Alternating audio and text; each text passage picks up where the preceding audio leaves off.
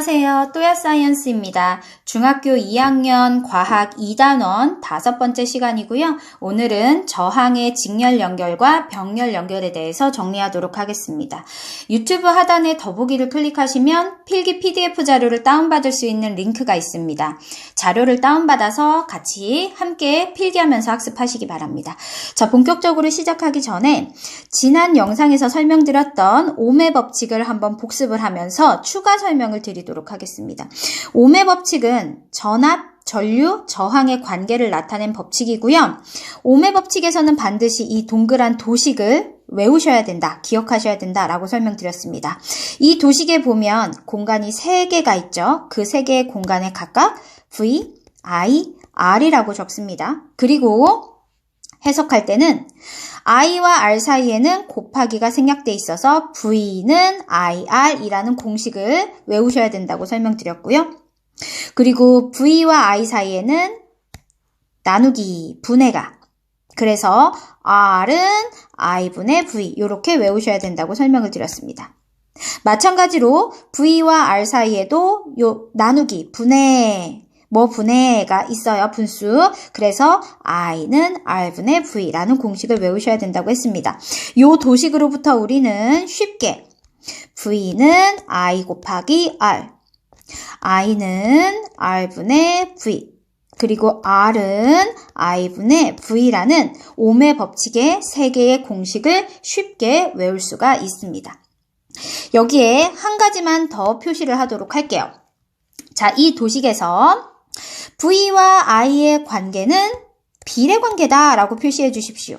즉, 저항이 일정하다면 전류의 세기가 세질수록 전압도 세진다. 반대로 전압을 세게 걸면 도선에 흐르는 전류의 세기가 세진다. 이렇게 외우시기 바랍니다.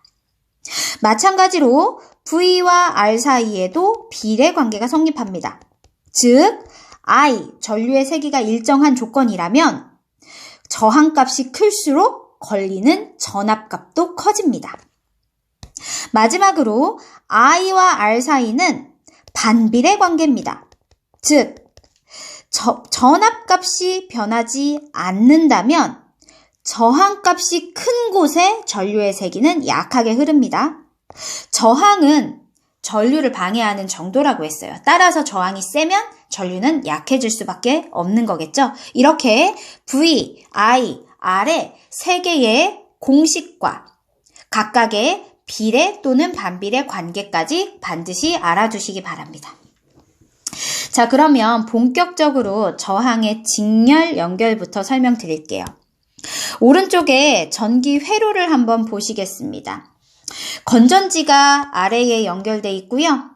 여기에 보면은 전구가 2개 일자로 연결되어 있습니다. 직렬 연결은 저항들을 전류의 흐름이 분산되지 않고 하나의 흐름으로 가도록 연결한 것이 직렬 연결입니다. 그러니까 도선이 갈라지지 않은 연결 방식을 뜻합니다. 참고로 전구처럼 전기를 통해서 어떤 일을 해내는 모든 전기장치들은 다 저항에 해당합니다. 물론 도선도 저항이 존재합니다. 그러나 전기장치들에 비하면 도선의 저항값은 굉장히 미미하기 때문에 전기회로 문제를 풀 때 도선의 저항은 무시해주고 풀도록 합니다. 대표적인 저항인 전구를 2개를 일자로 연결했어요. 이런 방식을 직렬 연결이라고 합니다. 이 도선에다가 우리는 표시를 한번 해보도록 할게요. 전지에서 공급하는 전압을 V라고 써주고요. 첫 번째 저항은 R1, 두 번째 저항은 R2라고 표기를 하겠습니다. 자, 이때 도선에 흐르는 전류도 표시를 할 건데요. 건전지에서 여기 볼록 튀어나온 부분, 여기가 플러스고 이 반대 부분이 마이너스인 거 알고 계시죠? 이쪽이 플러스, 이쪽이 마이너스. 전류는 무슨 극에서 무슨 극으로 흐르냐? 플러스 극에서 나와서 마이너스 극의 방향으로 흐릅니다. 따라서 이렇게 왼쪽으로 화살표를 쳐주시고 전류 I라고 표기를 해주시기 바랍니다. 자, 그러면 저항을 직렬 연결했을 때 어떤 특징이 있는지 첫 번째 살펴봅시다. 저항을 직렬로 연결하면 회로 전체에 흐르는 전류의 세기가 작아지는 특징이 있습니다. 그러니까 무슨 말이냐? 자, 요 그림에서 저항을 한 개 연결했을 때 요 전류색이 I보다 직렬로 저항을 2개 연결하면 요 I 값이 더 작아진다라는 뜻입니다. 그 이유가 무엇이냐? 직렬로 저항을 많이 연결할수록 합성 저항이 커지기 때문입니다. 합성 저항은 여러 개의 저항들을 합해서 하나로 봤을 때의 값이 합성 저항입니다. 하나로 봤을 때 합성 저항이 왜 커지냐? 직렬 연결했을 때 합성 저항 R은 모든 저항 값을 합한 것과 같기 때문이죠. 지금은 R1, R2 두 개지만 여기에 R3 하나를 더 연결하면 합성 저항 값은 그만큼 더 커지게 됩니다. 자, 그리고 저항과 전류는 무슨 관계다라고 아까 설명드렸죠? 비례관계, 반비례관계? 반비례관계입니다. 따라서 직렬로 저항을 많이 연결해서 합성 저항이 커지면 커질수록 전류의 세기는 약해질 수밖에 없는 것이죠. 자, 그 다음에 두 번째 특징이 뭐냐? 각 저항에 흐르는 전류의 세기는 동일합니다.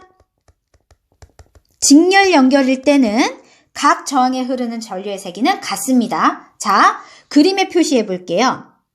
R1에 흐르는 전류의 세기를 I1이라고 해볼 거고요.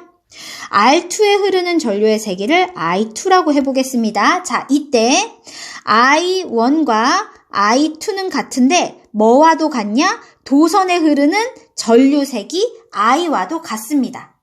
이 특징을 반드시 알아두셔야 합니다.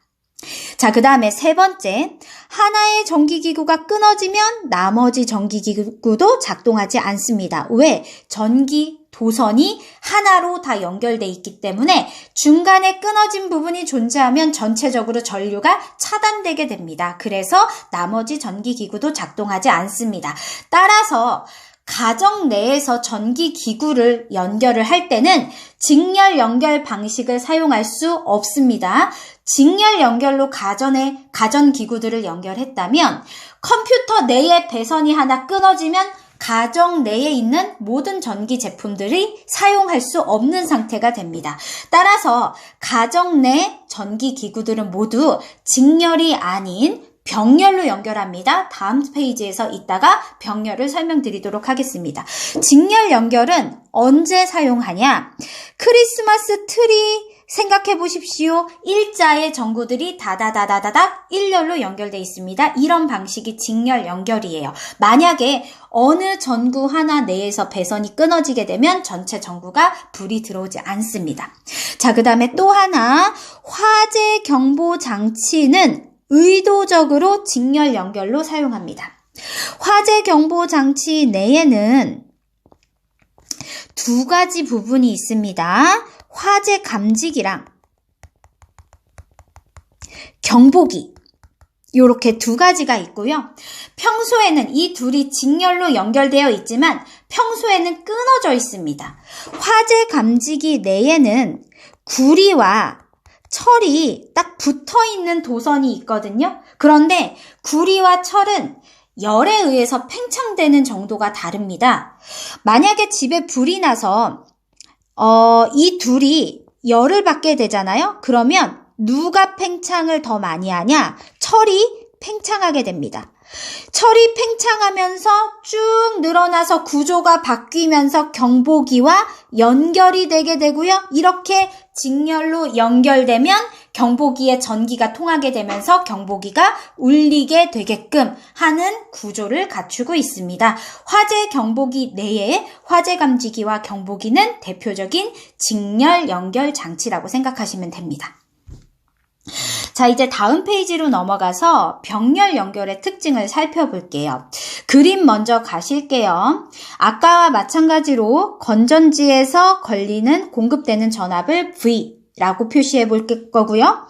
건전지에 볼록 튀어나온 부분이 플러스, 반대편이 마이너스. 따라서 전류는 플러스에서 시작해서 마이너스 방향으로 이렇게 전류 I가 흐릅니다. 저항은 두 개가 연결돼 있죠. 첫 번째 저항을 R1, 두 번째 저항을 R2라고 하겠습니다. 자, 이때 어떤 특징이 있는지 정리해 볼게요. 첫 번째, 회로 전체에 흐르는 전류 세기가 커지는 특징이 있습니다. 아까 직렬 연결일 때는 직렬로 저항을 많이 연결할수록 전류 세기가 작아진다고 설명드렸어요. 그런데 병렬 연결일 때는 병렬로 저항을 많이 연결할수록 합성 저항이 작아져요. 그렇기 때문에 저 합성 저항과 전류의 세기는 무슨 관계다? 비례 관계다? 반비례 관계다? 반비례 관계다. 그래서 저항이 작아질수록 전류 세기는 커지는 거죠.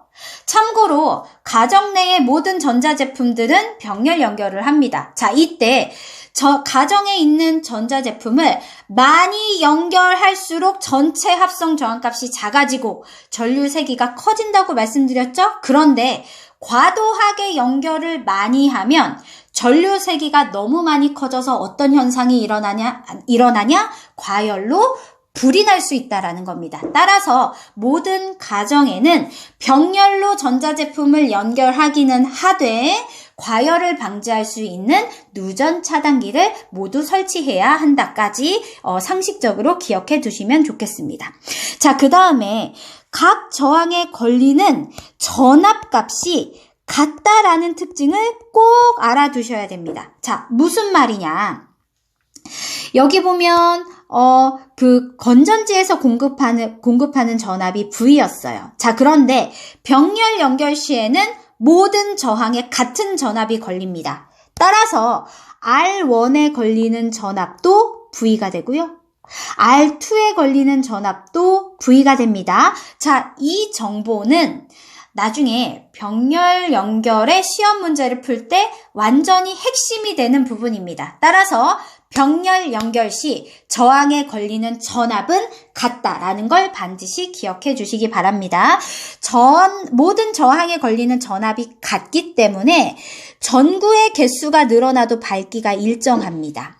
전자제품의 성능은 그 전자제품에 걸리는 전압과 관계가 됩니다. 우리 가정에서는 모두 220V가 공급이 되어 가전제품마다 그 220V가 분산되는 게 아니라 모든 가전제품에 다 220V가 걸리게 됩니다. 그래서 우리가 불 하나를 켰는데 다른 불을 켰다고 해서 내가 원래 켰던 불의 밝기가 약해지는 거 아니죠. 밝기가 유지되는 것은 병렬 연결 시 모든 저항에 걸리는 전압이 같기 때문이다. 이렇게 이해해 주시기 바랍니다. 자, 그 다음에 세 번째, 각 전기기구가 독립적으로 켜고 끌 수 있는 장치를 할 수 있다라는 겁니다. 그러니까 그림상에서 요 도선의 스위치를 마련하고 요 도선의 스위치를 마련하면 R1, R2 두 개의 저항을 각각 온오프 독립적으로 조절할 수 있다라는 설명입니다. 가정에서 사용하는 멀티탭이나 가정용 전기 배선은 모두 병렬 연결을 사용하고 있습니다. 자, 그러면 지금부터는 저항을 직렬 연결했을 때와 병렬 연결했을 때 실제 시험 문제를 어떻게 푸는지 한번 연습해 보도록 하겠습니다. 시험 문제를 풀기 전에 직렬 연결과 병렬 연결 시에 가장 중요한 것들을 다시 한번 복습을 해봅니다. 저항을 직렬 연결했을 땐 가장 중요한 사실은 각 저항에 걸리는 전류의 세기가 동일하다. 즉, I1은 I2와 같다. 요 사실이고요. 저항을 병렬 연결했을 때는 각 저항에 걸리는 전압이 같다. 요 사실입니다. 자, 요 두 가지를 기억하고 다음 페이지로 넘어가서 지금부터 선생님과 같이 저항을 직렬 연결했을 때, 병렬 연결했을 때 시험 문제를 어떻게 풀어내는지 연습해 보도록 하겠습니다. 먼저 직렬 연결입니다. 자, 먼저 전기 회로의 아랫부분에다가 건전지를 표시할 건데요. 건전지를 기호로 어떻게 나타내냐면 요렇게 짝대기 2개로 나타냅니다. 하나는 얇고 길게, 하나는 두껍고 짧게. 이거는 전지를 나타내는 거고요. 참고로 긴 부분이 플러스, 짧은 부분이 마이너스입니다. 이 플러스와 마이너스는 표시하지 않아도 요 기호만을 가지고도 어디가 플러스인지 어디가 마이너스인지를 여러분은 아실 수 있어야 합니다. 자, 그렇다면 전류는 어디에서 어디로 흐르냐? 플러스에서 마이너스로니까 이렇게 전류가 흐르겠죠. 이 건전지에서 공급하는 전압을 V라고 표시를 해보겠습니다. 자, 그 다음에 저항을 직렬로 연결할 건데 저항을 나타내는 기호는 찍찍찍찍찍찍 요겁니다. 첫 번째 저항과 두 번째 저항을 직렬로 연결을 이렇게 해주시면 됩니다. 첫 번째 저항에다가 R1이라고 쓸 거고요. 두 번째 저항에다가 R2라고 한번 써보겠습니다. 자, 이때 예를 들어서 R1이 1옴으로 제시가 됐고요. R2가 2옴으로 제시가 됐고요. 공급되는 전압 V가 6V로 제시가 됐다라고 가정을 해봅시다. 자, 이제 이 문제를 어떻게 풀어나가냐? 첫 번째, 합성 저항을 계산합니다. 합성 저항을 R이라고 해봅시다. 저항을 직렬로 연결했을 때 합성 저항은 모든 저항을 합한 것과 같다라고 설명을 드렸어요. 즉, R은 R1과 R2를 합한 것입니다. 따라서 1옴과 2옴을 합해서 합성 저항은 몇 옴이냐? 3옴이 됩니다. 3옴이라고 합성 저항값을 먼저 계산합니다. 자, 그런 다음에 두 번째, 도선에 흐르는 전류의 색이 I를 계산해 봅니다. 우리는 I는 R분의 V라는 옴의 법칙 공식을 이용해서 계산할 수 있습니다. 전류 I는 R분의 V를 통해 계산할 수 있고요. 여기서 말하는 R은 합성 저항 3옴이 됩니다.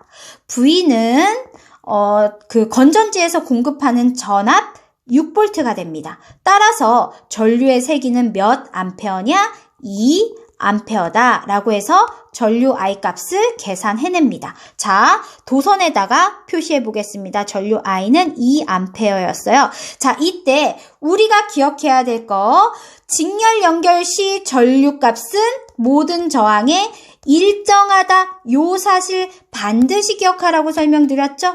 직렬 연결일 때 전류값은 모든 저항에 일정합니다. 따라서 도선에 흐르는 요 전류색이 2암페어는 R1에 흐르는 전류색이 I1과도 같고요. 2암페어. R2에 흐르는 전류색이 I2와도 같습니다. 2암페어. 그래서 각 저항에 흐르는 전류 세기까지 각각 모두 2암페어라는 것까지 알아냈습니다. 자, 이제 세 번째 단계가 뭐냐면 R1에 걸리는 전압 V1을 계산해내는 겁니다. 자, R1에 걸리는 전압 V1이 얼마인지를 계산하려면 옴의 법칙을 요 값들을 가지고 적용을 해주는 겁니다. V는 R이었어요. 따라서 V1을 계산하려면 I1에다가 R1을 곱해주면 됩니다. R1 저항에 흐르는 전류의 세기는 2암페어였고요. R1 저항값은 1이었습니다. 따라서 R1에 걸리는 전압은 몇 볼트다? 2볼트다. V1은 2볼트입니다. 이어서 R2에 걸리는 전압까지 한번 계산해 봅시다. V2라고 해볼게요. 요 R2에 걸리는 전압을 V2라고 해보겠습니다. 옴의 법칙을 요 값들을 가지고 적용을 해주시면 됩니다. 즉 V2는 I2 곱하기 R2다. 요렇게 계산해 주시면 된다고요. I2는 2A였고요. 그 다음에 R2는 2옴이었습니다. 따라서 V2는 몇 볼트다? 4볼트다. V2에다가 4볼트로 표시를 해보겠습니다. 자, 요렇게까지 계산을 해내면 이 전기 회로와 관련된 모든 값을 다 분석해낸 것이라서 어떤 문제든 답을 하실 수가 있습니다. 자, 참고로 여기서 한 가지만 설명하고 가겠습니다. 전체 도선에 흐르는 전류값은 각 저항에 흐르는 전류값과 같았습니다. 자, 그러나 전지에서 공급된 요 전압값은 각각의 저항으로 분산돼서 각 저항에 걸리게 되었습니다. 6볼트가 2볼트와 4볼트로 분산돼서 걸렸네요. 자, 이때 2볼트와 4볼트로 분산된 이유가 무엇이냐? 바로 저항 때문이다. 저항과 전압은 비례관계라고 설명을 드렸습니다. 따라서 저항이 작으면 전압도 적게 걸리고요. 저항이 크면 전압도 세게 걸리게 됩니다. 따라서 저항이 1옴과 2옴이었으면 6볼트는 각각 1대2로 분산돼서 2볼트, 4볼트로 나뉘어져서 걸리게 되는 것입니다. 자, 여기까지 직렬 연결 문제 푸는 방법을 설명드렸어요. 지금 선생님이 동그라미 1, 2, 3번으로 정리했습니다. 1, 2, 3번으로 다른 직렬 연결 문제를 반복적으로 연습하시면 실제 시험 문제를 쉽게 푸실 수 있습니다. 자, 이번에는 병렬 연결로 가보도록 할게요. 역시나 전기 회로에 전지를 그려보겠습니다. 기호를 표시하는 겁니다. 여기서 길쭉하고 얇은 게 플러스 극이라고 했고요. 플러스 극, 마이너스 극은 표시하지 않으셔도 됩니다. 그냥 여러분께 설명드리려고 표시한 거라서 이건 없어도 됩니다. 플러스 극, 마이너스 극 표시해 주시고요. 길고 얇은 게 플러스 극이니까 플러스에서 마이너스 방향으로 전류 I 표시해 주시고요. 건전지에다가는 V라고 표시해 주십시오. 이번에는 R1, R2 두 개의 저항을 병렬로 연결하겠습니다. R1 여기, R2 여기 두 개를 이렇게 나눠서 연결해 보도록 하죠. 첫 번째 저항은 R1, 두 번째 저항은 R2. 예를 들어서 R1은 1옴, R2는 2옴이라고 해보고요. 공급된 전압은 6V. 아까와 동일한 저항과 동일한 전압입니다. 그런데 직렬 연결했을 때와 병렬 연결했을 때 그런 차이가 있는 겁니다. 자, 이 병렬 연결 문제는 뭐에서부터 풀어나가야 되냐? 첫 번째, 모든 저항에 걸리는 전압값이 병렬 연결일 땐 일정하다. 여기서부터 시작하셔야 됩니다. 따라서 공급된 전압이 6V라면 R1에 걸리는 전압 V1도 6V고요. R2에 걸리는 전압 V2도 6V입니다.